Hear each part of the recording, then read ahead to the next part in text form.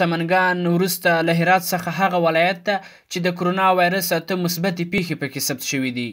دغو پیښو د ورځني ژوند ترڅنګ ډېره اغېزه په راکړه ورکړه هم کړې ده.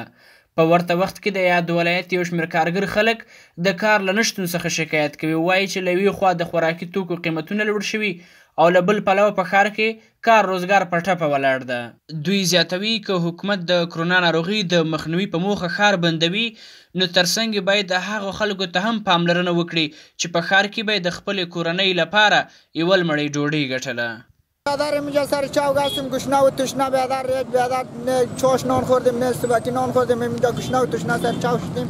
ما از دولت ما میره میخوایم که بیادر یک کمک کنه برای ما دیگه کنه بیادر تا که بیادر خانه بشینیم از گشنگی میمونیم دیگه خانه بشینیم. خواهش از گفتم که از دولت میرادم ما همین تاقضا رو داریم که همین دولتی ما بارحال باشد ملتی ما بارون باشد کار و باری متواضع باشد که 4 نفر غریب برای که همه غریب دستش در کار من شود. دی تو گشنه و تشنه در مومن سرک بیش چی باید کنه؟ کی میدادم؟ جلگه در سرشون هم گرفتم برآمدن که کار میمونه که یه ریبم درک نداره. ایسر نو سر نفر نو خورم هستیم. ولایتي اداره نوموړې ستونزې تاییدوي. وایي چې ډېر ژر به په هغه خلکو خوراکي توکي ویشي چې د خوراکي توکو له کمبود سره مخامخ دي.